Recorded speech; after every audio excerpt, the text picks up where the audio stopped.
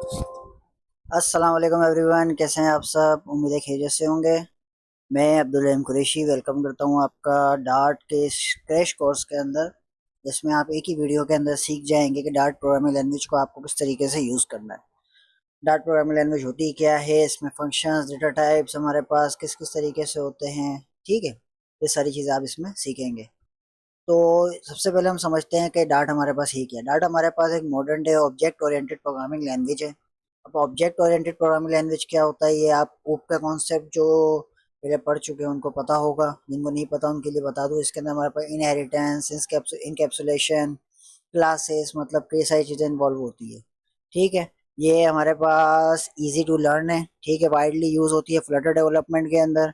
ठीक है, Flutter development क्या है हमारे पास, फ्लटर हमारे पास डार्ट का एक फ्रेमवर्क है। तो वहाँ पे हम इसको यूज़ करते हैं हमारी लॉजिक बिल्डिंग के लिए। फ्लटर यूज़ होता है हमारे पास mobile applications, Android, iOS, websites, ये सब बनाने के लिए। मैं खुद फ्लटर डेवलपर हूँ। ठीक है, तो इस प्लेलिस्ट को आप कंप्लीट, इस वीडियो को आप कंप्लीट देखिएगा। वीडियो को स्किप मत कीजिएगा क्योंकि पॉइंट टू पॉइंट ये वीडियो बनेगा। और कोशिश करूँगा ये वीडियो ज़्यादा लंबा ना हो, आपको इतना सिखा दूँ इस वीडियो के अंदर कि आप आराम से अपनी फ्लटर डेवलपर की जर्नी स्टार्ट कर सकें। ठीक है, तो सबसे पहले कोई भी प्रोग्रामिंग लैंग्वेज है उसका कोई ना कोई एंट्री पॉइंट होता है। एंट्री पॉइंट से क्या मुराद है, क्या मतलब है इसका, कि इसका मतलब है जब भी प्रोग्राम यानी आपका कंप्यूटर उस कोड को रीड करेगा तो वो कहीं किसी ना किसी के स्टार्टिंग पॉइंट को उठाएगा, उसका कोई ना कोई एंडिंग पॉइंट होगा। तो ये हमारे पास कहलाता है एंट्री पॉइंट कोड का। तो हमारे पास डार्ट के अंदर एंट्री पॉइंट का कौन सा होता है, वॉइड मैन। मैन फंक्शन आपका वो है जो कंप्यूटर आपका याद रखता है कि मुझे मैन से स्टार्ट करना है, यानी कि इस ब्रैकेट से लेके ये वाले, ये क्या नाम है, कर्ली ब्रैकेट के ये ओपन से लेके और ये क्लोज तक के दरमियान आप जो भी कोड लिखेंगे वो सारा आपका एग्जीक्यूट होगा। ठीक है, अब इसको कोड की प्रैक्टिस हम करेंगे कहाँ पे, ये चीज़ आप समझ लें। आपको कुछ नहीं करना, आपको क्रोम पे आना है।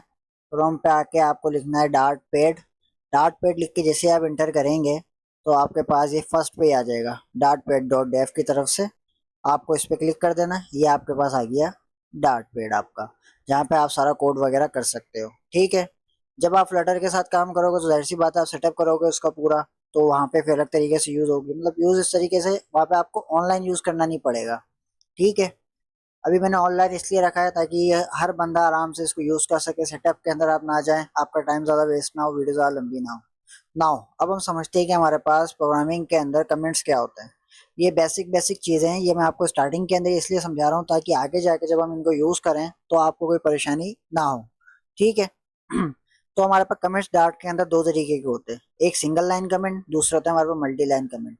कमेंट से क्या मुराद है, मैं कोड कर रहा हूँ, मैंने 100 लाइन का कोड लिखा है, अब मुझे कैसे याद रहेगा कि किस कोड में मैं क्या कर रहा हूँ। तो मैं बीच बीच में कोई ना कोई लाइन लिख देता हूँ, टेक्स्ट फॉर एग्जाम्पल मैं लिख देता हूँ, this is for addition, ADDITION, addition. ठीक है, अब इसको इसने किससे क्या क्या कंसिडर किया कि ये एरर है, ये कोड है, मतलब कि ये कोड नहीं है कोई, ये बता रहा है कि ये एरर है। अब इस एरर को हम चाह रहे हैं कंप्यूटर को बताना कि आप इसको रीड ना करो, आप इसको एज अ कमेंट कंसिडर करो, यानी कि ये कोई कोड नहीं है, ये हमने अपने ध्यान ही के लिए रखी है। तो ये सिंगल लाइन कमेंट आप डबल कोट इसे डबल स्लैश से देते हैं, यानी कि आप कंप्यूटर को बताते हैं कि इस लाइन को स्किप कर दो आप कोड के अंदर। जैसे मैंने ये प्रिंट कराया hello, this is single line comment, आप यहाँ पे कुछ भी लिख सकते हो, कुछ भी कर सकते हो। ये हो गया आपके पास एक, ये आप एक भी दे सकते हो, मल्टीपल भी दे सकते हो। नाउ अब हमारे पास आता है मल्टी लाइन कमेंट, कि मल्टी लाइन कमेंट क्या होता है। मल्टी लाइन कमेंट होता है कि मुझे एक से ज्यादा लाइंस को कमेंट करना है। एक तरीका तो मेरे पास ये है कि मैं हर लाइन के बाद एक स्लैश लगाता रहूँ। फॉर एग्जाम्पल मैंने कुछ लिखा, उसके बाद स्टार्टिंग के अंदर मैंने स्लैश लगा दिए। ठीक है, उसके बाद मैंने दोबारा कुछ लिखा, इसके आगे मुझे लिखना है डबल स्लैश। अच्छा, स्लैश आप कितने भी लगा सकते हो, कोई इशू नहीं है, बाकी डबल दो लगते हैं ज़्यादातर। ठीक है, अब एक तो तरीके का आ रही है कि इसके बाद आप कितने भी स्लैश मतलब कि हर लाइन के लिए आप अलग स्लैश यूज़ करो। दूसरा तरीका आपके पास है, आप मल्टी लाइन कमेंट का यूज़ करो। मल्टी लाइन कमेंट क्या है कि यहाँ से लेके यहाँ तक, यानी कि इसके दरमियान में जो भी कोड आएगा वो सारा कमेंट कर दो। कैसे, मैंने सिंपल एक ही ये स्लैश लिया, एक ही ये स्लैश लेने के बाद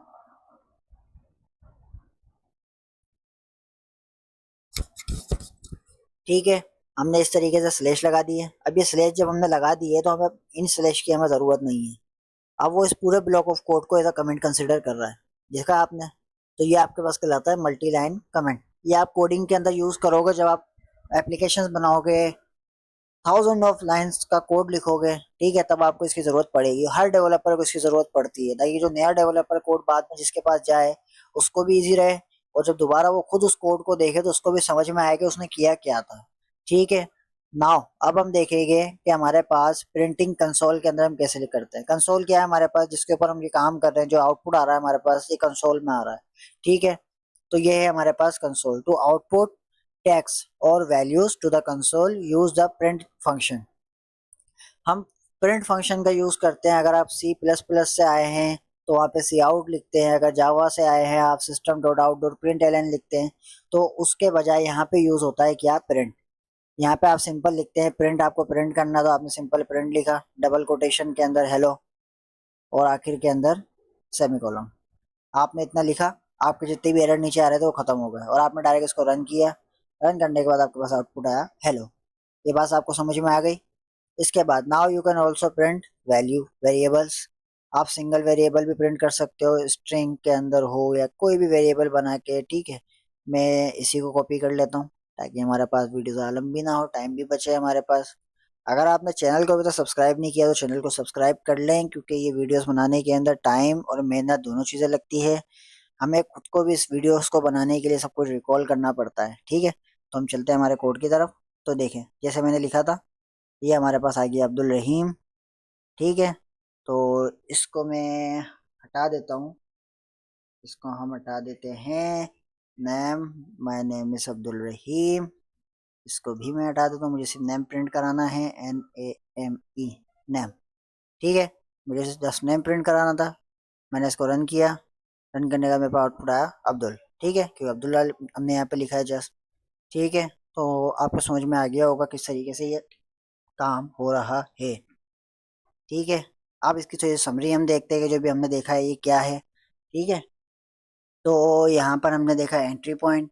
हमारे पास एंट्री पॉइंट कौन सा होता है, सिंगल लाइन कमेंट क्या होता है, मल्टी लाइन कमेंट क्या होता है, कंसोल हमारे पास आउटपुट क्या होता है, इन सब चीज़ों को हमने देखा। उम्मीद है यहाँ तक आपको बात समझ में आई होगी। अब हम चलते हैं हमारे थोड़े से वेरिएबल्स और डेटा टाइप की तरफ कि डार्ट के अंदर वेरिएबल्स और डेटा टाइप हम किस तरीके से बनाते हैं। आपने दूसरी प्रोग्रामिंग लैंग्वेजेस में देखा है, आप लिखते हो इंटीजर के लिए आपको नंबर, होल नंबर प्रिंट कराना है या स्टोर कराना है उसके लिए इंटीजर। ठीक है, नाम वगैरह स्टोर कराना है उसके लिए स्ट्रिंग। तो उन सब चीज़ों के लिए उनको भी यहाँ पे यूज़ कर सकते हो, ऐसा नहीं है कि यूज़ नहीं कर सकते। बट उन सब चीज़ों से अच्छी यहाँ पर एक चीज़ है कि आप यहाँ पे 3 तरीके से वेरिएबल बना सकते हो। एक, वेर लिख के। वेर क्या है आपके पास, var the var keyword lets डॉट infer the type of the variable from the assigned value. यानी कि आपको नहीं पता कि आप यहाँ पर कौन सी वैल्यू को असाइन करेंगे। ठीक है, तो उसके लिए आप क्या करते हो, आप यहाँ पे वेर कीवर्ड का यूज करते हो, डेटा टाइप का यूज करते हो। कीवर्ड कह लो आप इसको, कीवर्ड कहलाता है वैसे ये। आप वेर लिखोगे, जब आपने वेर लिखा तो ये क्या करेगा, अब यहाँ पर आप स्ट्रिंग भी असाइन कर सकते हो। अभी आपने इसको रन किया, आउटपुट आपका सेम रहेगा, आउटपुट आपका सेम रहा अब्दुल।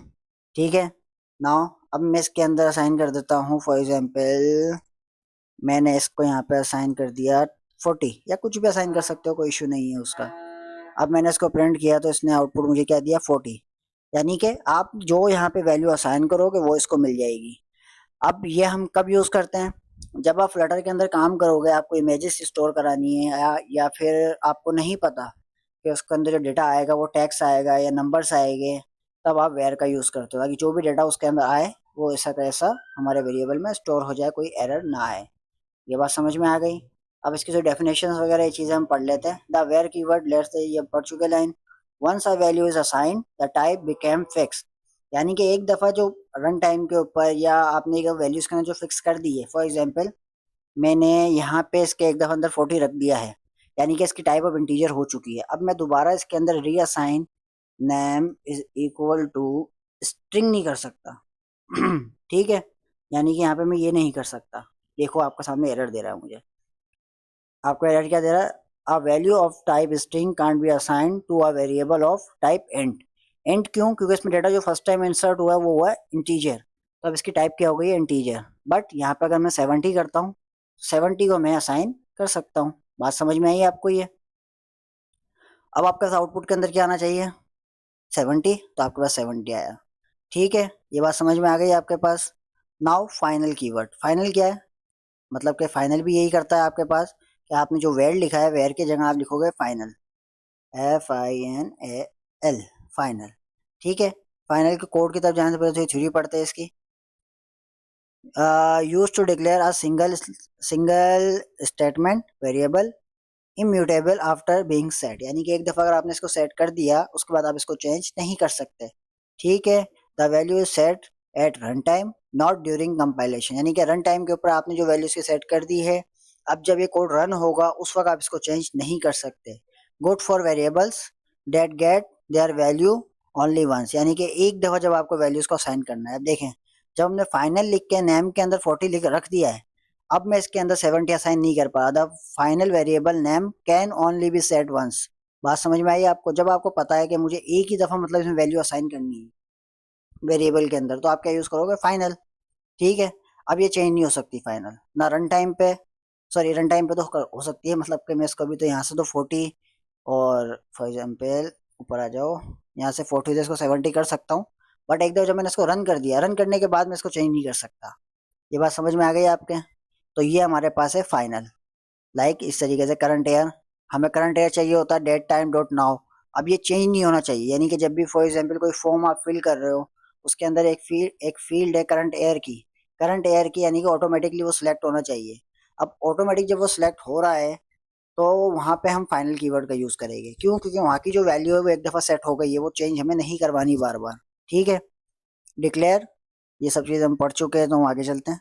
इसकी एग्जाम्पल कुछ देख लेते हैं हम। सर ये कॉन्स्ट के ऊपर आ गए हम। कॉन्स्ट क्या है हमारे पास? कॉन्स्ट और फाइनल दोनों हमारे पास एक ही जैसा काम करता है, बट इन दोनों के अंदर एक मेजर डिफरेंस है। जैसा मैंने बताया कि फाइनल को आप बाद में चेंज नहीं कर सकते, बट कॉन्स्ट को आप बाद में चेंज कर सकते हो।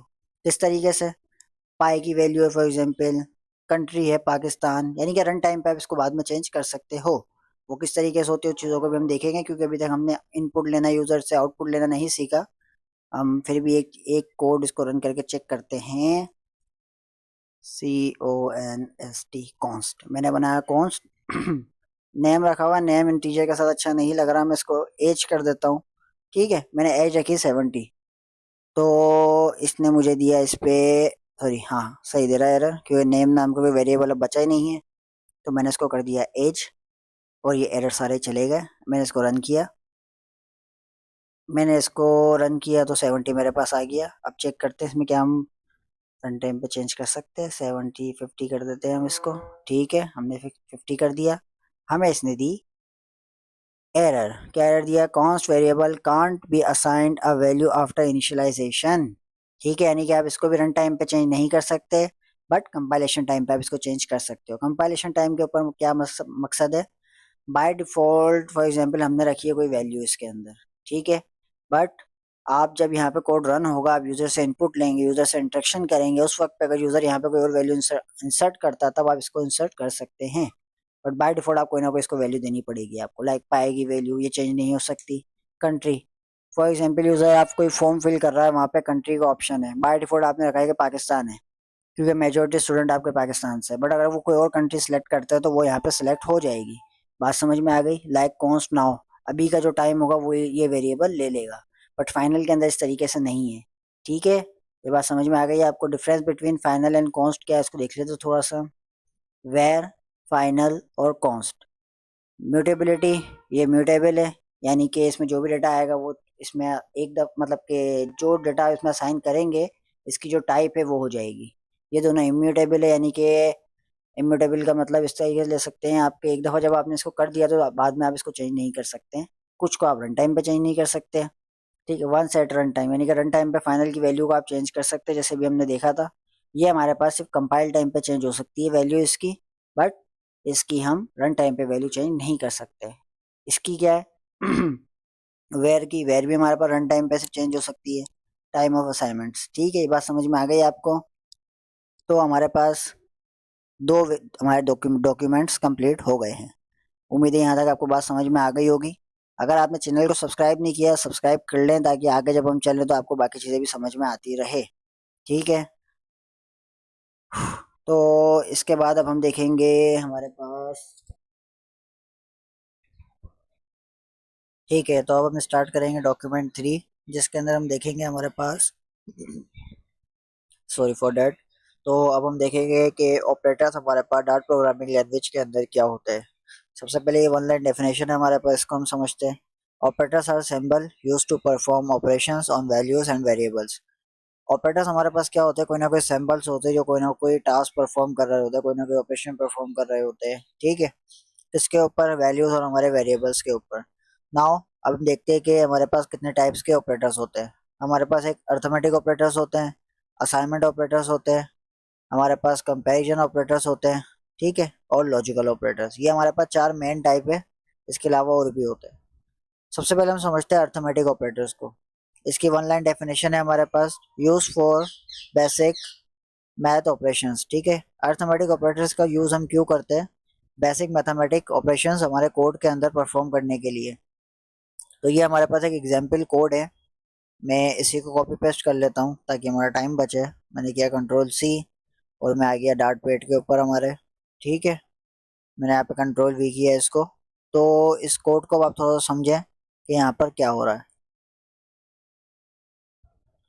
मुझे बेसिक मैथमेटिक ऑपरेशंस परफॉर्म करने हैं, किसके ऊपर? इन दो वेरिएबल्स के ऊपर। हम डेटा टाइप और वेरिएबल्स को पढ़ चुके हैं कि हमारे पास डेटा टाइप क्या होते हैं, वेरिएबल्स क्या होते हैं। तो यहाँ पे दो वेरिएबल्स मैंने बनाए हैं, ए और बी। अब मुझे सबसे पहले इनका एडिशन परफॉर्म कराना है, देन मुझे सब्ट्रैक्शन परफॉर्म कराना है, then multiplication, then division, then modulus. इसको हम रन करते हैं। मैंने इसको जब रन किया तो मेरे पास आउटपुट क्या आया? सबसे पहले इसका एडिशन आया, then subtraction, then multiplication, then division. तो ये बात आपको समझ में आ गई होगी, जो प्लस माइनस मल्टीप्लिकेशन डिवाइड और मॉड्यूलस के जो सिंबल्स है, ये एक ऑपरेशन परफॉर्म करने के लिए हम यूज कर रहे हैं, जिसको हम कहते हैं अर्थमेटिक ऑपरेशंस, ठीक है। इसके बाद हमारे पास आते हैं assignment operators, use to assign and update variable values. अब ये क्या है हमारे पास? ये वेरिएबल को कोई ना कोई वैल्यू असाइन करने के लिए हम यूज करते हैं। यानी कि ए को मैंने असाइन किया क्या? 5, यानी कि ए किसके बराबर है? 5 के बराबर है। तो मैंने कोई ना कोई वैल्यू इसको असाइन की है। अब बाद में अगर मुझे दोबारा असाइन करनी है इसको वैल्यू, मुझे प्लस करना है। अब यहाँ पर ये क्या? ये अर्थमेटिक असाइनमेंट ऑपरेटर है, यानी कि प्लस और इक्वल टू। यानी कि ए को जो है बराबर कर दो किसके? प्लस करो और बराबर कर दो 2 के। यानी कि ए के अंदर पहले क्या वैल्यू थी? 5। जब उसमें 2 प्लस कर दिया और बराबर कर दिया उसको ए के, तो क्या वैल्यू हो गई? 7। इसको आप इस तरीके से समझ सकते हैं कि ए को जो है बराबर कर दो ए प्लस 2 के। कैसे? ए के पास क्या वैल्यू है? 5। 5 प्लस 2 क्या हो गई? 7। जब 7 को किसके बराबर कर दो? ए के। ये बात समझ में आई आपको? इस कोड को हम कर लेते हैं कॉपी और इसको समझते हैं। कंट्रोल सी, हम आ गए डार्ट पैड के ऊपर।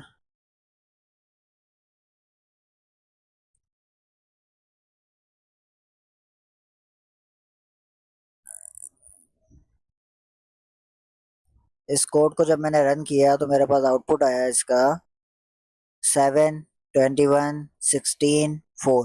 ये कैसे आया इस चीज को समझो। सबसे पहले हमने क्या किया है? ए आफ्टर प्लस और इक्वल टू 2, यानी कि ए की वैल्यू थी पहले 5, बट जब उसमें ए प्लस और इक्वल टू 2 किया, यानी कि मैंने ए को बराबर किया किसके?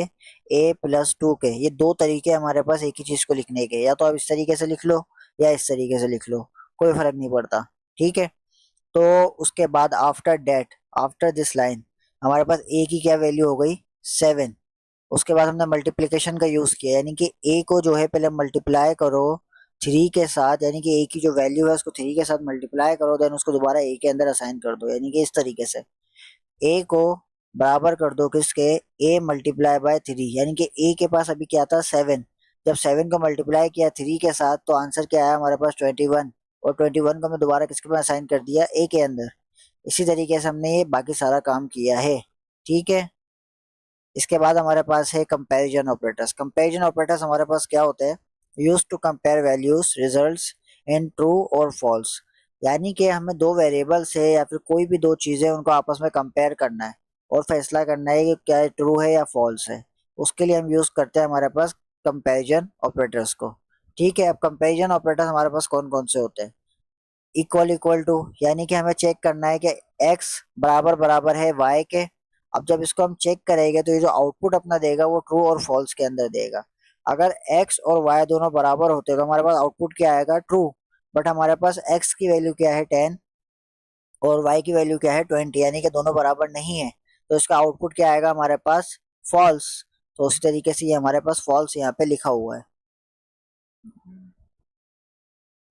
हम चलते हैं डाट पैड के ऊपर। डाट पैड पे आने के बाद हमने इसको कॉपी किया, पेस्ट किया। ये दो वेरिएबल है हमारे पास। दो वेरिएबल्स के बाद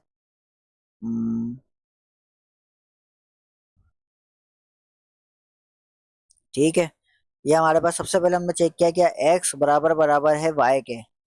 हमारे पास आउटपुट क्या आया इसका, सबसे पहली लाइन का आउटपुट है हमारे पास फॉल्स, यानी कि x और y दोनों बराबर नहीं है। देन हमने कहा x जो है वो नॉट इक्वल टू है y के। ये हमारे पास नॉट का साइन है, ये इक्वल टू का साइन है, यानी कि नॉट इक्वल टू, यानी कि x जो है वो y के बराबर नहीं है। ये बात ट्रू है हमारे पास, क्योंकि x जो है वो 10 है और y क्या है 20। देन हमने कहा x जो है वो लेस देन है y से। x जो है वो लेस देन है y से, क्योंकि x के पास क्या है 10 और y के पास क्या है 20, यानी कि ये भी क्या है ट्रू। देन हमने कहा कि x जो है ग्रेटर देन है y, फॉल्स, क्योंकि x जो है, x की जो वैल्यू है वो y से बड़ी नहीं है। देन हमने कहा कि x की जो वैल्यू है या तो वो छोटी है या फिर बराबर है। अब इन दोनों में से कोई एक कंडीशन ट्रू होना जरूरी है, या तो छोटी हो या बराबर हो। हमने चेक किया कि x की वैल्यू y के बराबर तो नहीं है, बट y से छोटी जरूर है। तो इसका आंसर भी क्या आ गया हमारे पास, ट्रू। ठीक है। देन हमने यहाँ पर चेक किया कि x की जो वैल्यू है या तो वो y से बड़ी हो या बराबर हो, बट x की वैल्यू ना तो बड़ी है और ना बराबर है। तो ये हमारे पास इसका आउटपुट क्या है, फॉल्स, जैसा कि आप यहाँ पे देख सकते हैं। ठीक है। इसके बाद है हमारे पास लॉजिकल ऑपरेटर्स। लॉजिकल ऑपरेटर्स क्या है, ये हमारे पास use to combine multiple boolean expressions. हमें जब बुलियन के साथ काम करना पड़ता है, boolean variable, boolean data type हमारे पास क्या है, जो ट्रू और फॉल्स ये दो वैल्यूज ही अपने पास रखता है सिर्फ। ठीक है। सबसे पहले हमने एक वेरिएबल बनाया बुलियन का, इसको हमने रखा इज लॉग इन ट्रू, यानी कि बंदा जो भी है वो लॉग इन है। बुलियन इज एडमिन, क्या ये एडमिन है, नहीं ये एडमिन नहीं है, फॉल्स। तो हमें उस चीजों को चेक करना है। अब तीन कंडीशन है यहाँ पर, एंड, और नॉट। ये नॉट का सिंबल है। एंड क्या कहता है, एंड की कंडीशन होती है जब यूज करेंगे जब हमें दोनों कंडीशंस ट्रू हो, यानी कि दो कंडीशंस को आपस में हमें कंपेयर करके, यानी कि ट्रू या फॉल्स को डिसाइड करना है। यानी कि अगर दोनों वैल्यूज ही ट्रू होती है तो हमें देगा ट्रू, अगर इन दोनों में से कोई एक भी फॉल्स होती है तो ये देगा फॉल्स, क्योंकि एंड कहता है कि दोनों कंडीशंस का ट्रू होना जरूरी है अगर आपको ट्रू चाहिए। और ये है हमारे पास और का सिंबल। और कहता है हमें कि अगर आपने कोई एक वैल्यू भी ट्रू है तो मैं आपको ट्रू दे दूंगा। अब कैसे, इस लॉगिन के पास क्या है, ट्रू, बट इस एडमिन के पास क्या है, फॉल्स। बट एक वैल्यू ट्रू है हमारे पास, तो उसका आउटपुट क्या आएगा हमारे पास, ट्रू। अब नॉट क्या करता है, नॉट हमें उसका उलट प्रोवाइड करता है, यानी कि उसका अपोजिट। इस एडमिन के पास क्या था, फॉल्स, बट ये हमें प्रोवाइड क्या करेगा, ट्रू। क्यों, क्योंकि नॉट उसको क्या कर रहा है, उसका उलट कर रहा है। ठीक है। ये बात आपको समझ में आ गई होगी। तो यहाँ पे हमारा डॉक्यूमेंट 3 जो है वो हो गया है मुकम्मल। अब हम स्टार्ट करेंगे हमारे पास डॉक्यूमेंट 4, जिसके अंदर हम देखेंगे control flow statements in dart. ठीक है। इसके अंदर सबसे पहले हम देखेंगे if else statement, if else statement, ये होती क्या है, सबसे पहले हम इसको समझते हैं। This statements are used to execute code blocks conditionally, यानी कि एक पर्टिकुलर ब्लॉक ऑफ कोड को हम इसमें यूज करेंगे किसी न किसी कंडीशन की बेस के ऊपर। ठीक है। इसका जो सिंटैक्स होता है वो कैसे होता है, इस तरीके से इसका सिंटैक्स होता है। आप लिखते हो पहले इफ, देन ब्रैकेट्स के अंदर उसकी कंडीशन लगाते हो। अगर ये कंडीशन ट्रू होती है तो ये ब्लॉक ऑफ कोड एग्जीक्यूट होगा। अगर ये फॉल्स होगी तो सेकंड कंडीशन चेक करेगा, उस सेकंड कंडीशन को चेक करेगा। अगर ये ट्रू होगी तो ये ब्लॉक ऑफ कोड एग्जीक्यूट कर देगा। अगर ये भी फॉल्स होती है कंडीशन, देन एल्स, आखिर में अगर ये सारी कंडीशंस फॉल्स होती है तो ये जो एल्स वाला ब्लॉक ऑफ कोड है ये एग्जीक्यूट होगा। ठीक है।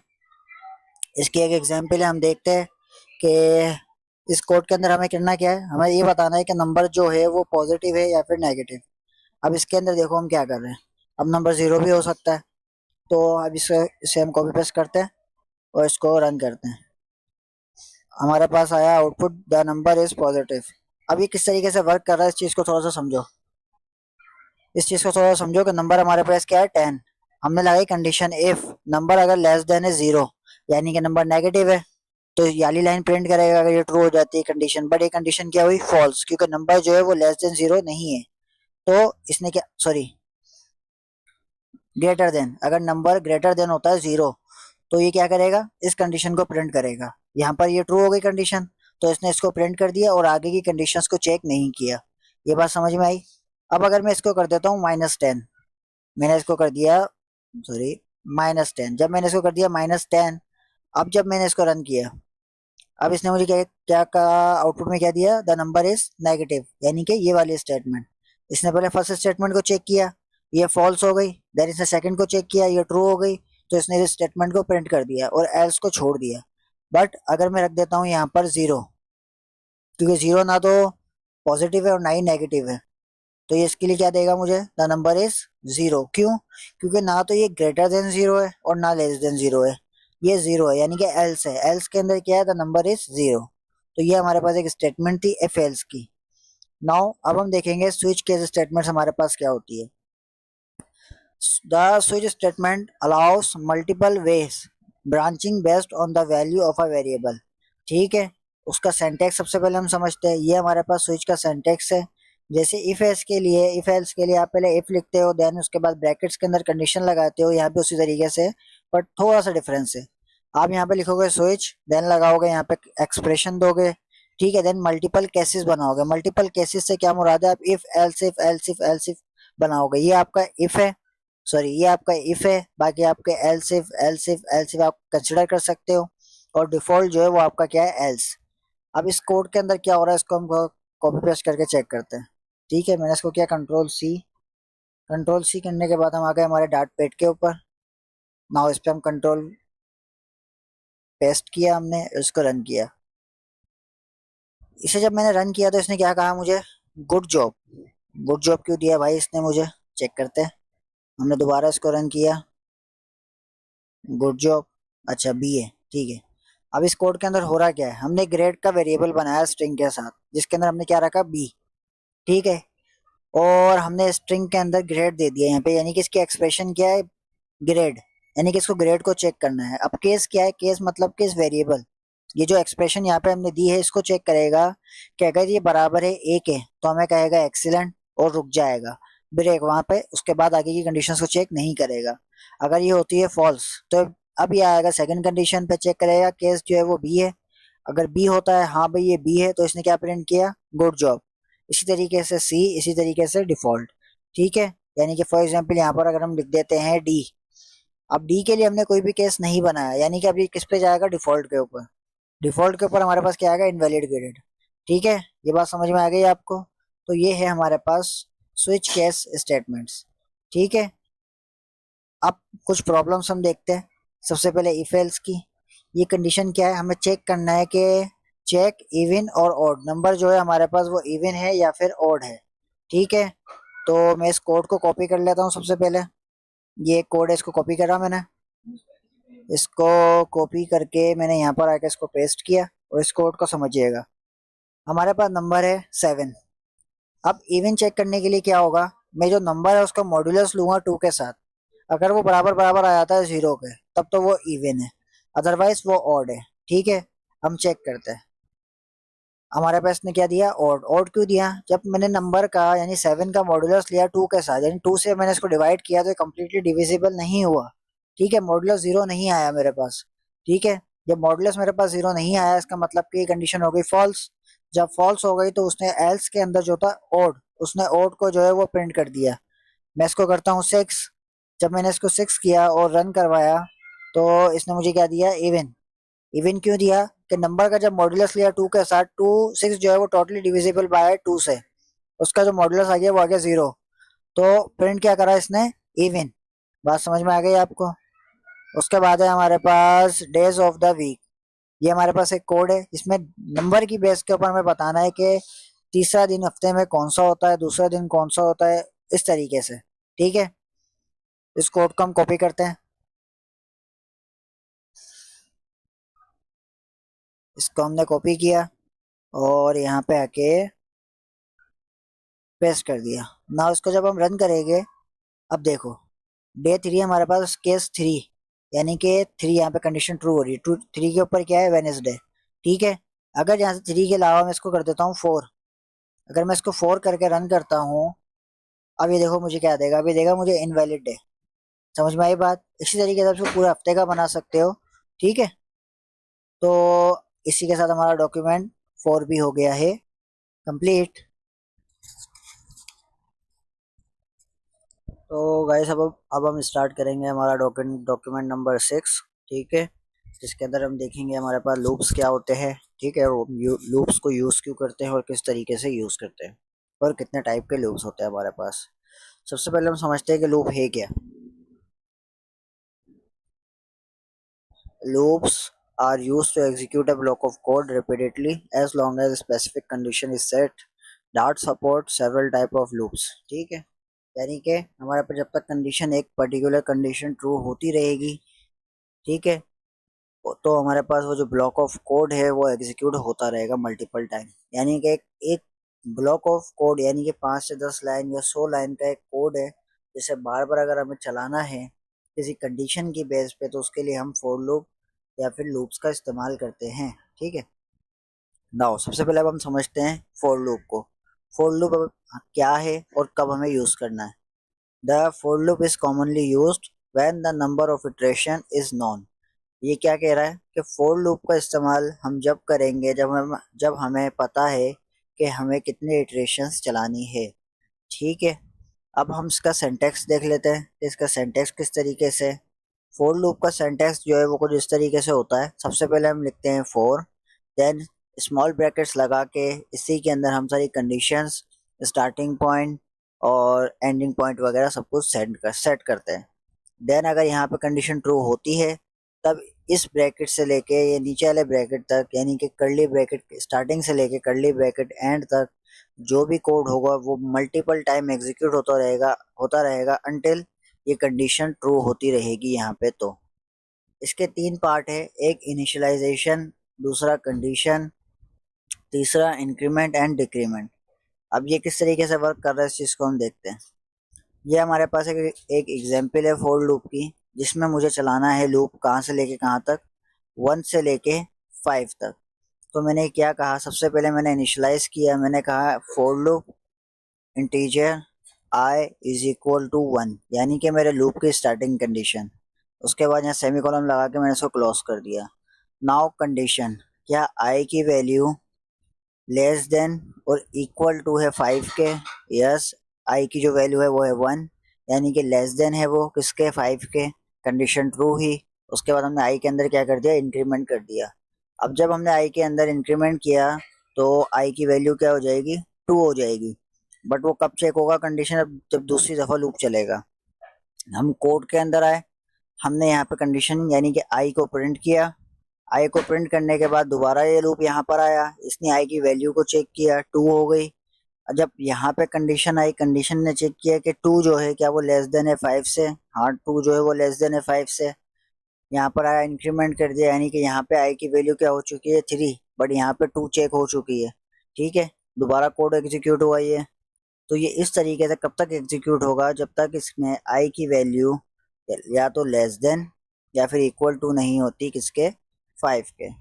जैसे मैंने इसको यहाँ प्रिंट कर दिया कोड को। अब इस कोड को समझें आप। मैंने किया रन। जब मैंने रन किया तो मेरे पास आउटपुट क्या आया, नंबर 1 2 3 4 5, क्योंकि मुझे कहाँ तक चलाना था, 5 तक चलाना था जस्ट। बात समझ में आ गई आपके। इसके बाद मेरे पास एक लूप आता है, वाइल लूप। वाइल लूप हम क्यों यूज़ करते हैं, the while loop is used when the number of iteration is not non. यानी कि आपको नहीं पता कि कितने टाइम आपको कंडीशन, यानी कि आपका जो कोड है वो चलाना पड़ेगा, कितने टाइम आपको इटरेशंस चलानी पड़ेगी। ये जो हमारे पास यहाँ पे चेक करने के बाद दोबारा यूँ घूम के जा रहा है, दोबारा घूम के जा रहा है, ये हमारे पास कहलाती है इटरेशंस, ठीक है। The while loop is used when the number of iterations is not non, यानी कि आपको नहीं पता कि कितनी इटरेशंस आपको चलानी है। It depends on a conditions being true, ठीक है। यानी कि ये कंडीशन के ऊपर डिपेंड करता है, जब तक वो कंडीशन ट्रू रहेगी जब तक ये इटरेशंस चलती रहेगी। इसका जो सिंटैक्स होता है वो कुछ इस तरीके से होता है। सबसे पहले हम लिखते हैं वाइल, देन हम इसमें लगाते हैं कंडीशन। फर्स्ट टाइम ये कंडीशन हमेशा हमें ट्रू रखनी पड़ती है, क्योंकि अगर ये ट्रू नहीं होगी तो ये हमारा ब्लॉक ऑफ कोड एग्जीक्यूट नहीं होगा, ठीक है। इसकी एक एग्जांपल हम देखते हैं। ये देखें, हमने फोर लूप के अंदर जो इनिशियलाइज किया था यानी कि इंटीजर i1 लिखा था वो लूप के अंदर लिखा था, बट यहाँ पे हम लूप के बाहर इनिशियलाइज करते हैं। अब यहाँ पे वाइल के अंदर आके हमें जस्ट कंडीशन चेक करनी है। आई अगर लेस देन और इक्वल टू है 5 के, या तो लेस देन हो या फिर इक्वल टू हो किसके 5 के, बट आई जो है वो लेस देन है 5 के, कंडीशन ट्रू हुई। ये वाला ब्लॉक ऑफ कोड यहाँ से एग्जीक्यूट हुआ, इस लाइन को प्रिंट किया इसने। देन जब यहाँ पे पहुंचा इसने आई की वैल्यू को क्या कर दिया, इंक्रीमेंट कर दिया। फोर लूप में जो काम हम वहाँ पे कर रहे थे वो काम अब हम यहाँ पे करेंगे। ठीक है, जब यहाँ पे मैंने इंक्रीमेंट कर दिया तो आई की वैल्यू यहाँ पर क्या हो गई, 2। अब जब दोबारा वाइल लूप ने यहाँ पे चेक किया तो आई की वैल्यू थी 2, 2 लेस देन है 5 से, ट्रू। ये ब्लॉक ऑफ कोड एग्जीक्यूट हुआ, यहाँ पर आया इसने आई की वैल्यू को 3 कर दिया। ये इसी तरीके से चलता रहा कब तक, जब तक आई की वैल्यू बराबर नहीं हो गई 5 के। जब आई की वैल्यू बराबर हो गई 5 के, ये आखिरी बार प्रिंट होगा। उसके बाद जब इसकी वैल्यू हो गई 6, जब 6 हो गई तो जब यहाँ पे वाइल लूप आएगा तो 6 ना तो लेस देन है और ना ही बराबर है 5 के, तो वो हो गई फॉल्स। तब ये ब्लॉक ऑफ कोड एग्जीक्यूट नहीं होगा, वो इसके बाहर आ जाएगा, इस लूप के बाहर चला जाएगा। किस तरीके से उसको हम देख लेते हैं। ये कोड हमने कर लिया कॉपी, ठीक है। हम आए हमारे एडिटर के ऊपर, यहाँ किया हमने इसको पेस्ट। नाउ इसको जब मैंने रन किया तो मेरे पास आउटपुट आया, सॉरी इसको हटा देते हैं हम स्लैश को। इसको मैंने रन किया तो मेरे पास आउटपुट क्या आया वो देख लेते हैं। 1 2 3 4 5 आउटपुट मेरे पास सेम रहा, बट ये कंडीशन की बेस पे काम कर रहा है। ठीक है, इसमें इनिशियलाइज हम बाहर करते हैं, जब तक ये कंडीशन ट्रू रहेगी जब तक ये एक ब्लॉक ऑफ कोड एग्जीक्यूट होता रहेगा। ठीक है, नाउ इसके बाद अब हमारे पास है do while loop. Do while loop क्या करता है, the do while loop is similar to the while loop. ठीक है, ये हमारे पास वाइल लूप की तरह ही होता है, बट इसमें एक केच है, मतलब कि एक चीज अलग है। But it guarantees that the loop body is executed at least once. क्या कह रहा है ये, कि कंडीशन ट्रू हो या फिर ना हो, एटलीस्ट ये लूप वन टाइम चलेगा। अब ये क्यों चलेगा इस चीज को हम देखते हैं। सबसे पहले इसका सिंटैक्स देख लेते हैं हम। सिंटैक्स इसका क्या है, सिंटैक्स से पहले do, then body, then condition check करो वाइल में आके।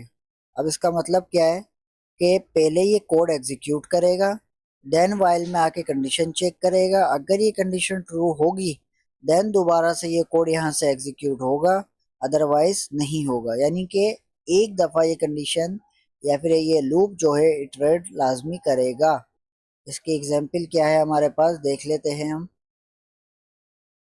ये कोड है मेरे पास, मैंने इसको कॉपी किया, यहाँ पर आए हम, इसको पेस्ट कर दिया मैंने। ठीक है, अब इसमें एक चीज देखिएगा आप, मैं भी दिखाता हूँ आपको। आई की वैल्यू क्या है 1, इसने पहले 1 को प्रिंट किया, देन इंक्रीमेंट किया, देन यहाँ पे आके चेक किया। आई की वैल्यू इंक्रीमेंट के बाद क्या हो गई थी 2, जब 2 हो गई यहाँ पे ने चेक किया 2, क्योंकि 1 तो ऑटोमेटिकली प्रिंट हो चुका है। अगर मैं यहाँ पे कर देता हूँ 6, अगर ये काम हम वाइल लूप के अंदर करते हैं तो ये कंडीशन ट्रू नहीं होती। ठीक है, बट यहाँ पे ये एटलीस्ट वन टाइम प्रिंट करेगा, यानी कि 6 को प्रिंट करेगा, आगे की कंडीशंस को प्रिंट नहीं करेगा। क्यों, जब ये डू के अंदर आया, डू ने कहा कि प्रिंट करो किसको, आई को। आई क्या था 6, 6 को प्रिंट कर दिया, देन इंक्रीमेंट कर दिया, आई की वैल्यू क्या हो गई 7। जब वाइल के अंदर आया उसने कंडीशन को चेक किया तो 7 जो है हमारे पास वो लेस देन भी नहीं है, नहीं इक्वल है 5 के, तो ये कंडीशन हो गई फॉल्स। उसने दोबारा इस लूप को प्रिंट किया ही नहीं। बात समझ में आ गई। जब आपको आपके कोड में एटलीस्ट कोड को वन टाइम प्रिंट करना हो यानी रन करना हो, तब आपको कंडीशन लगानी हो तो आप यूज करेंगे क्या, डू वाइल लूप का। ठीक है, इसके बाद अब हम देखेंगे हमारे पास ब्रेक और कंटिन्यूस स्टेटमेंट्स क्या होती हैं और किस तरीके से वर्क करती हैं। हमने ब्रेक स्टेटमेंट का यूज़ किया है पहले भी स्विच के अंदर, बट डिटेल उस चीज़ को नहीं पढ़ा था। उस चीज़ को अब हम पढ़ेंगे डिटेल के अंदर। ब्रेक स्टेटमेंट क्या है हमारे पास, break is used to exit the loop permanently. यानी कि अगर कंडीशन ट्रू हो गई है तो लूप से बाहर निकल जाओ, उसके बाद उस लूप को चलाने की ज़रूरत नहीं है। बात समझ में आ गई। लूप भी हो सकता है, इफ एल्स की कंडीशन भी हो सकती है, स्विच भी हो सकता है, कुछ भी हो सकता है। अब देखें यहाँ पे, ये हमारे पास एक फोर का लूप है जिसमें इनिशियलाइज किया हमने आई को 1 से। चलाना कब तक है, हमें 10 टाइम चलाना है इसको। यहाँ पे हमने इंक्रीमेंट किया, अंदर आके हमने कंडीशन लगाई, इफ हमारे पास आई जो है वो इक्वल इक्वल टू होता है 6 के, यानी कि बराबर होता है अगर किसके, 6 के, तो क्या करो, ब्रेक कंडीशन को एग्जीक्यूट करो। ब्रेक कंडीशन क्या करेगा, वो इस लूप से बाहर आ जाएगा। ठीक है, इस लूप से बाहर आ जाएगा तो क्या होगा, आई की स्टेटमेंट को प्रिंट करेगा। इस कोड को हम रन करते हैं, इस कोड को रन कर लेते हैं एक दफा, ताकि आप लोगों को सारा क्लियर हो जाए अच्छी तरीके से। Control we.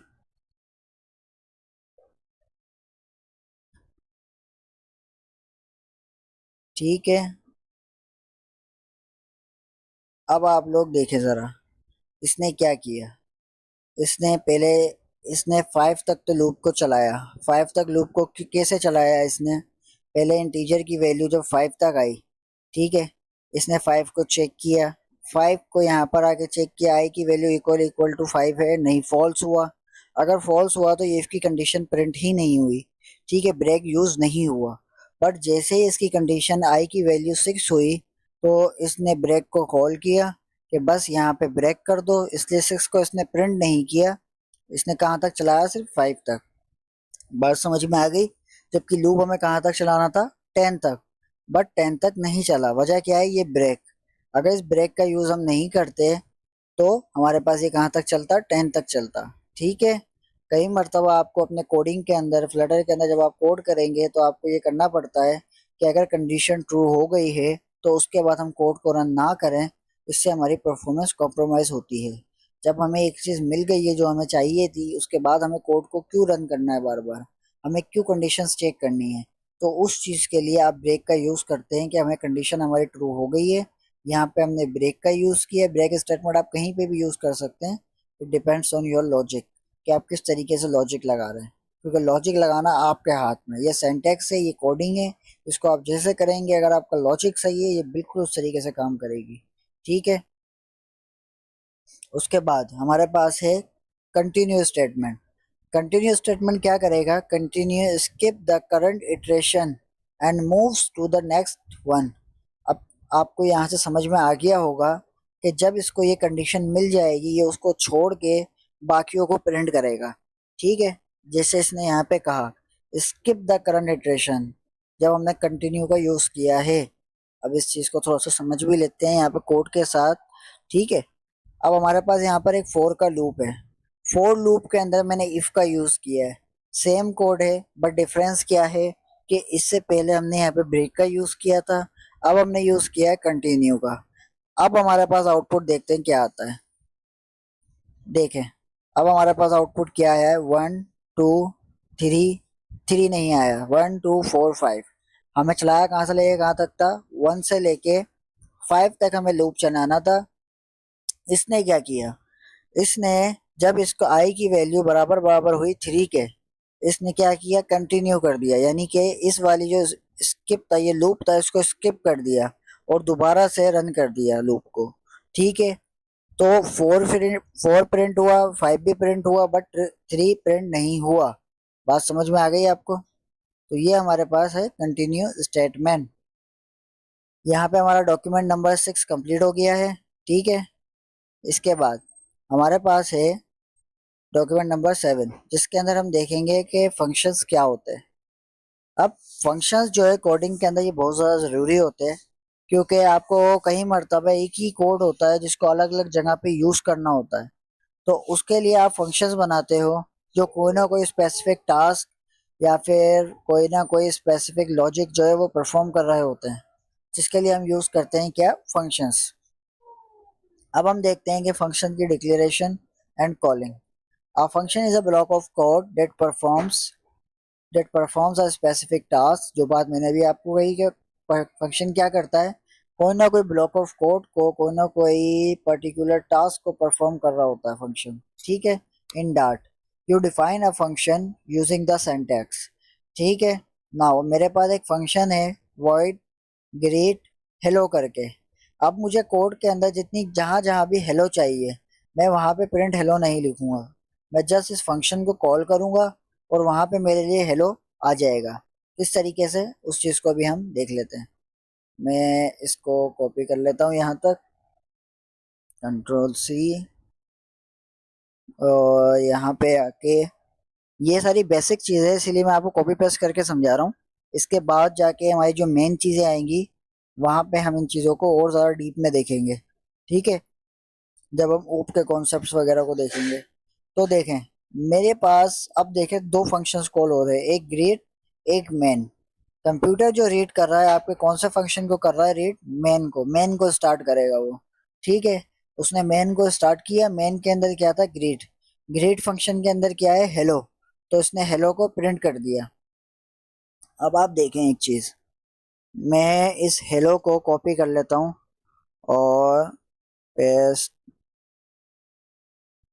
मैंने 3 बार इसको यहाँ पे लिखा है, और यहाँ पर आके जस्ट मैंने इस ग्रीट को जो है, मैंने जस्ट ग्रीट को जो है यहाँ पे कॉल कर लिया। तो ये मेरे पास कितने टाइम प्रिंट हो जाएगा, हेलो 6 टाइम्स। ठीक है, इस चीज़ को समझिएगा।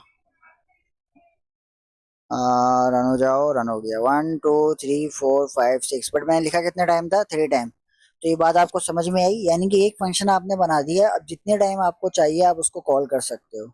वॉइड का मतलब क्या है, यहाँ पर जब वॉइड आ गया, वॉइड का मतलब ये कोई चीज़ रिटर्न नहीं करेगा, जस्ट इसको कॉल करके प्रिंट करेगा। ठीक है, इसके बाद अब मेरे पास एक सिंटैक्स है, जिस एक फंक्शन है जिसके अंदर रिटर्न टाइप होती है। रिटर्न टाइप, फंक्शन का नेम और बॉडी ऑफ द फंक्शन। ठीक है, ये मेरे पास था रिटर्न टाइप। वॉइड का मतलब है कोई टाइप रिटर्न नहीं करेगा, यानी कि कुछ भी रिटर्न नहीं करेगा। सॉरी, ये वाला वॉइड मतलब कुछ भी रिटर्न नहीं करेगा। ग्रेड मेरे फंक्शन का नाम जो यूनिक होना चाहिए। ठीक है, और ये मेरी आ गई फंक्शन की बॉडी। ये बात आपको समझ में आ गई होगी। Now parameters and return types क्या होते हैं हमारे फंक्शन के अंदर, विथ पैरामीटर्स देखेंगे सबसे पहले हम। हम वॉइड को देख चुके हैं, ग्रेट यूजर। अब हमें क्या करना है कि यूजर को जो है उसके नाम के साथ हेलो करना है, कि उसका नाम भी है। ठीक है, वो किस तरीके से होगा इस चीज को भी हम देखते हैं। मैं कॉपी पेस्ट। अब इस चीज को आप समझिएगा थोड़ा सा। अब यहाँ पे देखो मैंने नाम नहीं लिखा, ठीक है, बट इसके आगे जो मैंने ये एक्सक्लेमेशन मार्क दिया, ये इसलिए दिया था कि नल है, ये नल हो सकता है। कैसे हो सकता है वो भी देखते हैं हम। ये बाय डिफॉल्ट नल है, सॉरी, इसलिए मैंने इसको दिया है। ठीक है, जब मैंने इसको रन किया, कोड रन होने में थोड़ा टाइम ले रहा है, देखते हैं क्या इशू है।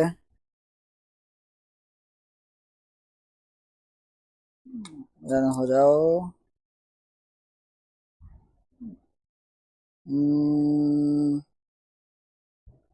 हो गया, हेलो एलिस। ठीक है, इसी तरीके से जितनी भी जगह पे मुझे यूजर्स को ग्रेट करना है, मैं क्या करूँगा वहाँ पे सिंपल इस वाली लाइन को कॉपी कर लूँगा, यानी कि इस फंक्शन को। ठीक है, कि आप यूज़र को ग्रेट करो। इसके बाद मैं नीचे आके यहाँ पे एलिस की जगह पे कर दूंगा, कुछ भी कर देता हूँ, for example Yasir, sorry, Yasir for example. इसके बाद मैं कर देता हूँ इसको, इसके बाद मैं कर देता हूँ फॉर एग्जांपल दुपेश, ये मेरे दोस्तों के नाम है, इसको मैंने आज यूज़ कर लिया है। ठीक है, अब मैंने इसको रन किया, तो अब आप देखें, ये एक कोड हमारे पास कितने सारे काम कर रहा है, एक कोई ना कोई परफॉर्म कर रहा है टास्क, के नाम ये हमसे ले रहा है। स्ट्रिंग हमने जो नेम रखा है, यानी कि ये इसका पैरामीटर है। यहाँ पे जब हमने इसको पास करवाया एलिस यासिर दुपेश, तब ये क्या काउंट होगा, आर्ग्यूमेंट्स। यहाँ पे हम इसको आर्ग्यूमेंट्स पास कर रहे हैं। ठीक है, देन उसने जो हमसे आर्ग्यूमेंट लिया, उसको पैरामीटर के अंदर आने के बाद उसने फंक्शन को दिया, फंक्शन में हेलो के बाद उस नेम को प्रिंट कर दिया। यहाँ पे हमने कॉलन क्यों, एक्सक्लेमेशन मार्क क्यों लगाया, ये इसलिए लगाया है हमने, ये नल को रिप्रेजेंट करता है कि बाय डिफॉल्ट ये नल है। ठीक है, इसलिए हमने इसको लगाना पड़ता है जब हम कोई किसी वेरिएबल को कोई वैल्यू असाइन नहीं कर रहे हैं। ठीक है, तब हम इसको यूज करेंगे। तो ये थे हमारे पास पैरामीटर के साथ फंक्शन। अब हम देखेंगे रिटर्न टाइप के साथ कि रिटर्न टाइप के साथ किस तरीके से वर्क करता है विथ रिटर्न टाइप्स। तो मेरे पास एक फंक्शन है इंटीजर एड। अब मेरे पास इसकी रिटर्न टाइप क्या है, इंटीजर, यानी कि ये मेरे को कोई ना कोई चीज़ रिटर्न करेगा। जैसे ये रिटर्न कर रहा है फंक्शन के अंदर, रिटर्न क्या करेगा, पैरामीटर में मुझसे दो वेरिएबल्स लेगा, ये वैल्यूज लेगा, इंटीजर ए और इंटीजर बी। देन रिटर्न क्या करेगा, मुझे ए प्लस बी। ठीक है। अब यानी कि जब भी मुझे कोड के अंदर एडिशन परफॉर्म करानी है दो वेरिएबल्स के साथ, तो मैं क्या करूंगा, इस फंक्शन को वहां पे कॉल कर लूंगा और मेरे लिए ये क्या करेगा, एडिशन परफॉर्म करवा देगा। किस तरीके से, उस चीज को भी हम देखते हैं। ठीक है, ये ओके हो गया है। नाउ इसको मैंने रन किया, तो मेरे पास सम क्या आया, 8। 8 क्यों आया मेरे पास, कोड को समझो। सबसे पहले हम फंक्शन को समझते हैं। फंक्शन की टाइप क्या थी, इंटीजर, यानी कि कोई इंटीजर मुझे रिटर्न करेगा। 8 फंक्शन का नाम। पैरामीटर्स, पहले वाले फंक्शन में हमने सिर्फ एक पैरामीटर दिया था, स्ट्रिंग। इसमें हमने दो पैरामीटर रखे, इंटीजर ए इंटीजर बी। ठीक है। इसने दो वेरिएबल यानी कि मुझसे लेगा, देन रिटर्न क्या करेगा, उन दोनों को प्लस करके मुझे रिटर्न कर देगा। ठीक है। नाउ मैं यहाँ पर आया, मैंने एक वेरिएबल बनाया सम, जिसके अंदर मैंने क्या स्टोर करवाया, एडिशन दोनों का। जब एडिशन मैंने दोनों का स्टोर करवाया तो मैंने एडिशन को कॉल किया यहाँ पे। ठीक है। फंक्शन को, उसको दो आर्ग्यूमेंट्स चाहिए थे, मैंने दो आर्ग्यूमेंट्स पास किए 5 और 3, क्योंकि इंटीजर टाइप है, इससे पहले स्ट्रिंग था इसलिए डबल कोटेशन में पास की थी। ठीक है। देन मैंने जब इसको पास कर दी तो इन दोनों का जो भी सम बना वो किस में स्टोर हो गया, सम के अंदर। देन प्रिंट के अंदर मैंने उस सम को जो है सिंपल कॉल करके प्रिंट कर दिया। जब प्रिंट कर दिया तो सम का आंसर क्या आया, 8। ठीक है। अब हमारे पास ऑप्शनल पैरामीटर्स क्या होते हैं, जो हम ऑप्शनल रखते हैं कि अगर यूजर चाहे तो इनको दे दे वैल्यू, अगर नहीं देना चाह रहा तो भले ना दे, कोई इशू नहीं है। ठीक है। इसको हम रन करते हैं, ऑप्शनल पैरामीटर यूज। ये जो यूज किया हमने स्क्वायर ब्रैकेट्स, ये हम ऑप्शनल के लिए यूज करते हैं कि ये वाला जो स्ट्रिंग है, मैसेज, ये ऑप्शनल है। अगर आप इसको देना चाहो तो दे सकते हो, यानी कि हेलो अब्दुल रहीम, उसके आगे कोई भी मैसेज। अगर नहीं देना चाहते तो नहीं दो। बट फिर ये वर्क किसकी बेस पे करेगा, इफ एल्स की कंडीशन की बेस पे, कि अगर मेरे पास मैसेज जो है वो नॉट इक्वल टू नल है तो प्रिंट क्या करे, यानी कि मेरे पास यूजर ने नाम भी पास किया है और मैसेज भी पास किया है। इसको हम रन करके चेक करते हैं ताकि आपको बेहतर तरीके से समझ में आए, विद मैसेज भी और विदाउट मैसेज भी। मैंने किया कंट्रोल सी। ठीक है। इस तरीके के फंक्शन आप बहुत सारे यूज करेंगे जब आप फ्लटर के अंदर जाएंगे। आपको ऑप्शनल पैरामीटर्स रखने पड़ते हैं, जब आप एपीआई कॉल करते हैं, फंक्शंस बनाते हैं, तब आपको बहुत सारे पैरामीटर्स होते हैं जो ऑप्शनल रखने पड़ते हैं। अब देखें, इस कोड को समझते पहले थोड़ा सा। ये एक फंक्शन है, ये मेरा मेन का फंक्शन है। मैंने ग्रीट का फंक्शन बनाया, वॉइड ग्रीट, यानी कि कुछ भी रिटर्न नहीं करेगा मुझे। ठीक है। ये कुछ भी रिटर्न नहीं करेगा मुझे, बट प्रिंट करेगा, प्रिंट करेगा ये। ठीक है। अब इस चीज को थोड़ा सा समझे, फंक्शन को यहाँ से लेके यहाँ तक पहले इसको समझे। दो पैरामीटर्स है इसके, एक स्ट्रिंग, ये कंपलसरी है, यानी कि नाम आपको पास करना ही करना है। मैसेज, यानी कि जो मैसेज है आपका वो आपके पास ऑप्शनल है, आप अगर करना चाह रहे हो तो कर दो, अगर नहीं करना चाह रहे तो मत करो। ये जो नल सिंबल आपने दिया है क्वेश्चन मार्क, इसका मतलब यही होता है कि ये जो पैरामीटर है ये ऑप्शनल है, अगर आप देना चाह रहे हो तो दे दो, नहीं देना चाह रहे तो कोई मसला नहीं है। अब हम अंदर आके चेक करेंगे इस फंक्शन को, यानी कि पैरामीटर्स को। अगर मेरा जो मैसेज है, यानी कि ये जो वेरिएबल है, अगर ये नॉट इक्वल टू नल है, यानी कि प्रिंट करोगे अब आप मैसेज को भी और नाम को भी। जैसे गुड डे जॉन, ये मैसेज था, गुड डे, और जॉन क्या था, नाम था। एल्स आप क्या करोगे, हेलो जो भी नाम होगा, जैसे ये हेलो जॉन। ठीक है। अब मेन के अंदर आके मैंने दोनों फंक्शंस को कॉल किया, एक विदाउट मैसेज, दूसरा विद मैसेज। जो मैंने विदाउट मैसेज कॉल किया उसको जस्ट मैंने क्या दिया, ग्रीट जॉन, नाम दिया जस्ट उसको, तो उसने क्या प्रिंट करके दिया मुझे, हेलो जॉन। सेकंड फंक्शन में इसने मुझे क्या दिया, ग्रेट जॉन गुड डे, तो इसने प्रिंट क्या किया, गुड डे जॉन। बात समझ में आई आपको, ये ऑप्शनल पैरामीटर्स थे हमारे पास। ठीक है। नाउ अब हम समझते हैं कि named parameters, use curly brackets and optionally required keywords, यानी कि हमारे पास जो कीवर्ड है रिक्वायर्ड, इसका हम जब यूज करेंगे किस तरीके से करेंगे, और ऑप्शनल का किस तरीके से यूज होगा। एक और तरीका है हमारे पास ऑप्शनल को यूज करने का, उस चीज को भी हम समझते हैं। ठीक है, इस कोड को मैंने कर लिया कॉपी। नाउ हम आ गए हमारे डार्ट पैड के ऊपर। अब इस फंक्शन को थोड़ा सा आप लोग समझें, मैं यहाँ से थोड़ा सा इंटर दे देता हूँ ताकि आपको नजर आए। अब देखो, वॉइड मेरे फंक्शन की टाइप डिस्क्राइब पर्सन, यानी कि कोई ना कोई पर्सन को आप डिस्क्राइब करो। ठीक है, now required string name. Required का मतलब क्या है कि अब आपको ये वेरिएबल है ये देना रिक्वायर्ड है। इससे पहले आप मेंशन नहीं कर रहे थे, कोई इश्यू नहीं है, बट अगर आप मेंशन करोगे तो ज़्यादा अच्छा यूज़र को पता चलेगा कि ये रिक्वायर्ड चीज़ें हैं। ठीक है, नेम रिक्वायर्ड है। ठीक है, उसके बाद आ गया इंटीजर एज।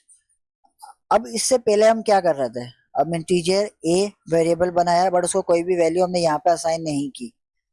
अब अगर ऑप्शनल था तो हम स्क्वायर ब्रैकेट्स लगा रहे थे, अब हम स्क्वायर ब्रैकेट्स को नहीं लगाएंगे और ना ही कोई क्या कहते हैं कि वो देंगे, कोई इफ एल्स की कंडीशन देंगे यहाँ पे। हम सिंपल क्या करेंगे, इस फंक्शन को रन करके दिखाता हूँ आपको। ये देखो, पहले के अंदर क्या आएगा और सेकंड के अंदर क्या आएगा, इस चीज को थोड़ा समझिएगा। ये रन करने में थोड़ा सा टाइम ले रहा है, आई थिंक नेट का इशू है कुछ। मैं दोबारा इसको रन कर लेता हूँ।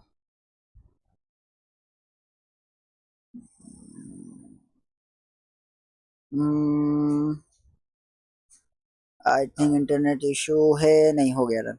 ठीक है, तो इस कोड के अंदर समझें, जब मैंने फर्स्ट टाइम इस कोड को कॉल किया, इस फंक्शन को कॉल किया, तो मैंने क्या कहा, डिस्क्राइब पर्सन, सिर्फ नेम दिया मैंने उसका क्या, एलिस, बट मैंने उसकी एज प्रोवाइड नहीं करी।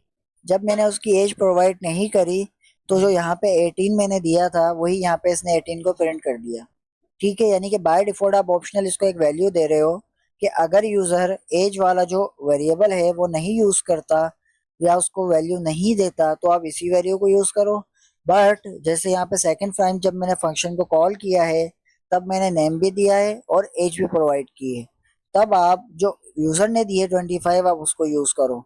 जैसे यहाँ पर आया नेम, नेम बॉब, एज क्या है उसकी 25। बात समझ में आई है आपको, जो हमने यहाँ पे किया है। यहाँ पे अब देखो आपको जो है ना इफ एल्स की कंडीशन लगानी नहीं पड़ रही। जब प्रोफेशनली आप यूज करोगे तो इसी तरीके से यूज करोगे, मैं भी इसी तरीके से यूज करता हूँ। जो वेरिएबल्स आपके पास रिक्वायर्ड है आप उसको मेंशन करोगे कीवर्ड यूज करके, रिक्वायर्ड है ये। ठीक है, जो ऑप्शनल है, या तो अगर आप उसकी कोई ना कोई फिक्स वैल्यू रखना चाह रहे हो कि अगर यूजर नहीं देता तो आप इस तरीके से यूज करोगे। बट अगर आप चाह रहे हो कि कोई वैल्यू मैं नहीं रखना चाह रहा ऑप्शनल, अगर यूजर दे तभी हम यूज करें, अगर वो नहीं देता तो हम यूज ना करें, तब आप उसको उसी तरीके से यूज करोगे। ठीक है, इसके बाद अब हम देखेंगे एरो फंक्शंस। ये शॉर्ट हैंड है हमारे पास, यूजिंग करते हैं हम एरो फंक्शंस को। मोस्टली प्रोग्रामर्स एरो फंक्शंस का यूज करते हैं टाइम बचाने के लिए और सिंटैक्स को कम करने के लिए। ये किस तरीके से काम करता है ये देखो। अब आप, इससे पहले हम क्या कर रहे थे, हम फंक्शन की टाइप को डिक्लेयर कर रहे थे। ठीक है, उसके पैरामीटर्स को डिक्लेयर कर रहे थे। ठीक है, अब यहाँ पर हम क्या करेंगे, और उसके ये जो हमारे पास एक फंक्शन है जिसकी टाइप क्या है इंटीजर, नाम क्या है उसका स्क्वायर, एक वो हमसे वेरिएबल लेगा क्या, एक्स। एक्स एक वेरिएबल है इंटीजर का, कोई ना कोई वैल्यू हमसे लेगा। देन एरो क्या है, एक्स को मल्टीप्लाई कर देगा एक्स से, यानी कि हमें स्क्वायर चाहिए, हमें चाहिए 4 का स्क्वायर। ठीक है, अब देखो आप, ये हमारे पास एरो के थ्रू हम कॉल करते हैं। जब अगर छोटा फंक्शन है तो इस तरीके से हम फंक्शन बना देते हैं। ठीक है, वैल्यू क्या है हमारे पास 16। ये हमारे पास है एरो फंक्शन, ये भी बहुत ज़्यादा यूज़ होते हैं कोड के अंदर। ये आप लोगों को आना चाहिए किस तरीके से यूज़ करेंगे हम। ठीक है, इसी के साथ हमारे पास हमारा डॉक्यूमेंट 7 भी जो है वो हो गया है कंप्लीट। तो गाइस अब हम स्टार्ट करेंगे चैप्टर नंबर, हमारा लेक्चर जो है 8, और ये हमारा आखिरी लेक्चर है। ठीक है, आखिरी डॉक्यूमेंट है हमारा। ठीक है, इसके अंदर हम देखेंगे कि एक्सेप्शन हैंडलिंग हमारे पास क्या होती है डार्ट के अंदर और किस तरीके से हम इसको करते हैं, क्या इसकी ज़रूरत हमें आती है। ठीक है, तो ये बहुत इंपॉर्टेंट टॉपिक है, चाहे आप वेब डेवलपमेंट में काम कर रहे हो, चाहे आप मोबाइल एप्लीकेशन डेवलपमेंट में काम कर रहे हो, हर जगह पे आपको एक्सेप्शन हैंडलिंग करनी पड़ती है। ठीक है, जब आप फ्लटर के अंदर जाएंगे, आप एपीएस के साथ काम करें, आप फायरबेस के साथ काम करें, या किसी भी और डेटाबेस के साथ काम करें, ठीक है, तो आपको वहाँ पे एक्सेप्शन हैंडलिंग करनी पड़ेगी। समटाइम प्रोग्रामिंग्स के अंदर कुछ चीज़ें जो गलत हो जाती है, लाइक आप कोई नंबर है, होल नंबर्स को डिवाइड कर देते हैं जीरो से, तो आपके पास एरर आता है, जिस एरर की वजह से आपका जो प्रोग्राम है वो क्रैश हो जाता है, आपकी एप्लीकेशन बंद हो जाती है। तो ये एप्लीकेशन के अंदर नहीं होना चाहिए। तो इस चीज़ के लिए हम एक्सेप्शन हैंडलिंग करते हैं, ताकि वो जो एरर आया है उसकी बेस के ऊपर हम यूज़र को कोई मैसेज शो कराए, या फिर जो हमें करना है हम वो करें, बट हमारी एप्लीकेशन जो है वो क्रैश ना हो। तो उन चीज़ों के लिए हम एक्सेप्शन हैंडलिंग को पढ़ते हैं। एक और हमारे पास एग्जांपल है यहाँ पे, opening a file that doesn't exist. आप कोई फाइल सर्च करते हो अपने सिस्टम में, बट वो फाइल एग्जिस्ट नहीं करती है अगर, तो आपके पास लिखा हुआ आता है this file does not exist. ठीक है, बट कोई एरर नहीं आता। क्यों नहीं आता? क्योंकि बैकएंड पे एक्सेप्शन हैंडलिंग हो रही है कि अगर ये फाइल एग्जिस्ट नहीं करती तो आपके पास एक मैसेज शो होना चाहिए, वो मैसेज आपके पास ये शो हो जाता है। तो आप कोई डेटा है जो फेच कर रहे हो इंटरनेट से, और आपका नेटवर्क फेल हो जाता है, आपका इंटरनेट डाउन हो जाता है, या जिस सर्वर से आप डेटा फेच कर रहे हो वो डाउन हो जाता है, ठीक है, तो आपके पास लिखा हुआ आ रहा होता है लोडिंग या स्लो इंटरनेट। तो ये सारी चीज़ें क्या होती है? Exception handling. This type of problems causes exception. इस तरीके की जो प्रॉब्लम्स है वो क्या करती है? एरर्स पैदा करती है। तो डार्ट अलाउ करता है हमें कि हम इन एरर्स को कैच करें, इन एक्सेप्शंस को कैच करें और हैंडल करें gracefully, so our app doesn't crash. ये बात समझ में आ गई आपको? एक्सेप्शन क्या है ये बात हम सब समझ चुके हैं कि ये एरर होता है जो during program execution run time के ऊपर आता है हमारे पास, ठीक है। इंस्टेड ऑफ प्रोग्राम क्रैशिंग, इसके बजाय कि प्रोग्राम क्रैश हो जाए, हम डार्ट के अंदर कुछ टूल्स है जो हमें प्रोवाइड करता है, जिनकी मदद से हम उसको क्रैश होने से बचाते हैं। तो उसमें एक चीज़ है हमारे पास, try and catch block. Now what is try catch block? सबसे पहले इस चीज़ को समझे हम। The try block contains code that might cause an error. इस लाइन का मतलब ये है कि ट्राई ब्लॉक के अंदर आप वो कोड रखते हैं जो आपको लगता है कि कोई एरर दे सकता है, इसमें कोई एरर आ सकता है या कोई प्रॉब्लम आ सकती है, ठीक है। Now what is catch block? The catch block handles the error if it occurs. Now अगर ट्राई ब्लॉक के अंदर आपने वो कोड रखा था जिस पे आपको डाउट था कि इसमें कोई ना कोई एरर आ सकता है, और अगर कोई एरर आ जाता है तो कैच ब्लॉक के अंदर आप क्या करते हो? उस एरर को हैंडल करते हो, उस एरर की बेस के ऊपर कुछ ना कुछ परफॉर्म करते हो कि आपकी एप्लीकेशन पर क्रैश ना हो। नाउ ये हमारे पास सिंटैक्स है ट्राई और कैच ब्लॉक का, जिसमें आप पहले लिखते हो ट्राई, देन ये ट्राई की बॉडी के इस कोड को आप पहले ट्राई करो, अगर कोई एरर आ जाता है तो आप कैच के अंदर आ जाओ और यहाँ पे उस एरर को हैंडल करो। एक एग्जांपल हमारे पास यहाँ पर है, ये एग्जांपल को हम कॉपी कर लेते हैं, ठीक है, और चलते हैं हमारे पेड की तरफ। अच्छा, मैंने दूसरा डार्ट पैड ओपन कर लिया है, तो आप इसके भी साथ कर सकते हो काम, कोई इशू नहीं है। मेरे पास वो थोड़ा सही नहीं चल रहा था। अब देखें, मैंने इसको रन किया, मेरे पास क्या आया? An error occurred. सबसे पहले इस कोड को आप समझे कि यहाँ पे हो रहा क्या है। हमने ट्राई के अंदर क्या रखा कि इंटीजर एक वेरिएबल बनाया रिजल्ट के नाम से, जिसके अंदर हमने क्या स्टोर करवाया कि 10 को, ये नेगेशन की साइन है, डिवाइड करो जीरो से। इसका मतलब क्या है? Means integer division. यहाँ पे जो डिवीजन होगी सिर्फ इंटीजर्स के बीच में होगी, बट यहाँ पे जीरो है, तो इसकी वजह से हमारे पास एरर आएगा, क्योंकि जब भी आप किसी होल नंबर को जीरो से डिवाइड करते हैं तो आपके पास इनफाइनाइट लूप चल, मतलब एक इनफाइनाइट वैल्यू आ जाती है।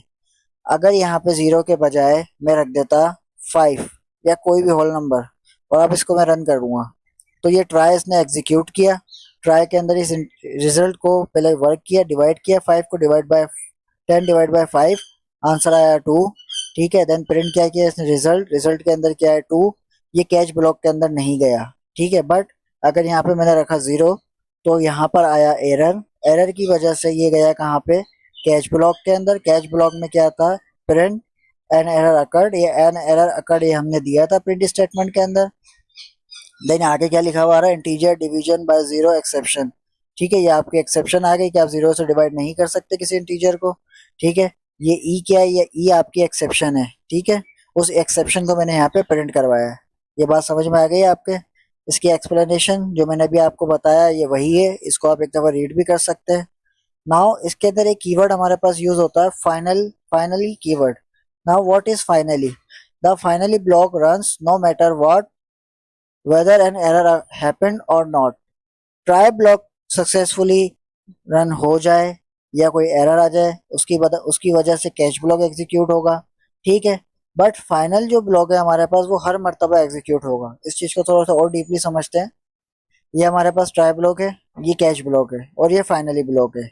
अगर ट्राई ब्लॉक सबसे पहले एग्जीक्यूट हुआ, कोई एरर नहीं आया, ठीक है, तो ट्राई ब्लॉक सक्सेसफुली एग्जीक्यूट हो गया, कैच ब्लॉक एग्जीक्यूट नहीं होगा। बट फाइनली ब्लॉक तब भी एग्जीक्यूट होगा। ट्राई ब्लॉक एग्जीक्यूट हुआ, उसमें कोई एरर आ गया, कैच ब्लॉक के अंदर आया, कैच ब्लॉक एग्जीक्यूट होगा। ठीक है, और फाइनली ब्लॉक भी एग्जीक्यूट होगा। बात समझ में आ गई आपको? लाइक ये एक कोड है मेरे पास, जिसमें वही वाला काम जो भी हमने किया था वही है। तो केस में जीरो नहीं है। ठीक है, जीरो नहीं है, तो ये डिवाइड कर रहा है किससे? वन से। बट इसमें फाइनली भी है। अब जब मैंने इसको रन किया, अब देखें क्या आया, result is 5, but this always runs भी प्रिंट हुआ। इट मीन्स के कैच वाला जो ब्लॉक था वो रन नहीं हुआ क्योंकि कोई एरर नहीं आया, बट ये फाइनली हमें रन करना पड़ा। ठीक है, और ये प्रिंट हो गया।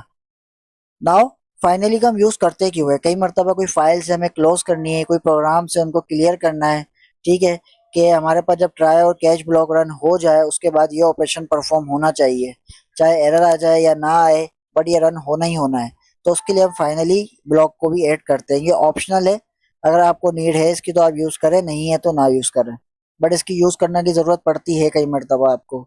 ठीक है, जब आप फ्लटर में जाएंगे, एपीआई कॉल्स वगैरह करेंगे, तो वहां पे आपको इन्हें यूज करना पड़ेगा। ठीक है, नाउ एक्सप्लेनेशन इसकी कि हमने 5 को डिवाइड किया जब 1 से, इज फाइन, कोई एरर नहीं देगा। ठीक है, but the final block still runs. Final block वही बात जो भी हमने कही थी कि वो रन्स हुआ। It use for closing files, stopping timers, etc. देखें, जब तक आपका ऊपर वाला ट्राई और कैच ब्लॉक रन हो रहा है तब तक आपके पास स्क्रीन के ऊपर लोडिंग शो करता है। बट जैसे ही कोई एरर आ गया या फिर वो सक्सेसफुली रन हो गया तो आपका जो लोडिंग है या कोई टाइमर है वो रुक जाता है। तो वो कैसे होता है? वो फाइनली की मदद से होता है। ठीक है, नाउ हमारे पास एक और कीवर्ड है, throw keyword. What is throw? Throw is use when you want to create your own exception. Throw use करते हैं जब हमें अपनी खुद की कोई एक्सेप्शन यूज करनी होती है। लाइक अभी देखिए, जब इससे पहले वाला जो प्रोग्राम था हमारे पास, इसने जो एरर हमें दिया, ये एरर अगर हम यूजर को शो कराए, ये यूजर को हम शो नहीं करा सकते। इसकी बेस पे कोई डिसीजन मेकिंग यहाँ पे हमें करनी पड़ेगी। इसके बजाय हम चाह रहे हैं कि हम अपना खुद का कोई एरर थ्रो करें, कस्टम एरर हम बनाना चाह रहे हैं अपना। तो उसका सिंटैक्स क्या होगा? आप लिखोगे थ्रो एक्सेप्शंस, ब्रैकेट्स के अंदर आपके लिखोगे कस्टम एरर मैसेज, यानी कि यहाँ पे आप कुछ भी लिख सकते हो। अब एक फंक्शन है मेरे पास यहाँ पे वॉइड, इसको हम कॉपी करते हैं और चेक करते हैं इसको, और फिर मैं आपको लाइन बाय लाइन इसको समझाता भी हूँ। ठीक है, यहाँ पर आ गए हम, इसको मैंने रन किया। अब मेरे पास एक्सेप्शन क्या आई है? Catch exception, exception your age must be at least 18 years old. ये कैसे है, इस चीज को समझो। एक फंक्शन बनाया मैंने चेक एज के नाम से, जिसमें यूजर की एज मैंने ली, मैंने चेक किया इफ एज जो है वो लेस देन है किससे? 18 से। ठीक है, तो थ्रो करो क्या? Exception, you must be at least 18 years old. ठीक है, else print access granted. Now main के अंदर आके मैंने क्या किया? ट्राई और कैच ब्लॉक को एग्जीक्यूट किया। मैंने ट्राई ब्लॉक में ये फंक्शन रखा, मैंने उसको एज दी किया 16। 16 थी, इसका मतलब ये वाला ट्रू ही वैल्यू, यानी कि एक्सेप्शन देगा। जब इस ब्लॉक में कोई एक्सेप्शन आ गई तो किसमें चला जाएगा? कैच ब्लॉक में। अब ई क्या है? एक्सेप्शन। एक्सेप्शन कौन सी मिली इसको? ये वाली। अब ये वाली जब एक्सेप्शन इसको मिली तो इसने क्या किया? उस एक्सेप्शन को यहाँ पे प्रिंट किया। अब एक्सेप्शन यहाँ पे क्या है? You must be at least 18 years old. बात समझ में आ गई आपको? ये थी हमारे पास कस्टम एक्सेप्शंस। ये इसकी एक्सप्लेनेशन है जो भी हमने पढ़ी। ये थोड़ा सा एडवांस टॉपिक है, इसको आप रन करके चेक कीजिएगा और देखिएगा आपको क्या समझ में आया इससे। ठीक है, ये ऑप्शनल है, ये बहुत कम ही यूज होता है। नाउ समरी देखते हैं जो हमने चीजें पढ़ी अभी। हमने ट्राई कीवर्ड को देखा। क्या है ट्राई कीवर्ड? क्या है? Code that might cause error. इसके अंदर आप वो कोड रखते हो around risky code. Catch handles error. कब यूज करना है आपको? When something goes wrong. Finally keyword always run. ठीक है, आपको डेटा कोई क्लीन अप करना है, कोई फाइल है वो क्लोज करनी है, ओपन करनी है, या कुछ भी करना है तो आप फाइनली का यूज करते हो। Now what is throw? Description क्या है इसकी? Creates an error, custom validations. ठीक है, इन चीज़ों के लिए आप इसको यूज करते हो। तो आपका जो ये कंप्लीट वीडियो यहाँ पे खत्म हो गया है। इस वीडियो के कंप्लीट होने के बाद एक न्यू प्लेलिस्ट हम स्टार्ट करेंगे। ठीक है, इंशाल्लाह 1 से 2 हफ्ते के अंदर अंदर वो आना शुरू हो जाएगी उसकी वीडियोस, जिसके अंदर हम डार्ट के deep concepts like object oriented programming को सीखेंगे। ठीक है, उसके लिए आपको उस चैनल को फॉलो करना है, सब्सक्राइब करना है, बेल आइकन के ऊपर क्लिक करना है, प्रैक्टिस करनी है। जितनी आप प्रैक्टिस करेंगे उतना ज़्यादा आपको समझ में आएगा। अपना ख्याल रखें। अल्लाह हाफिज़।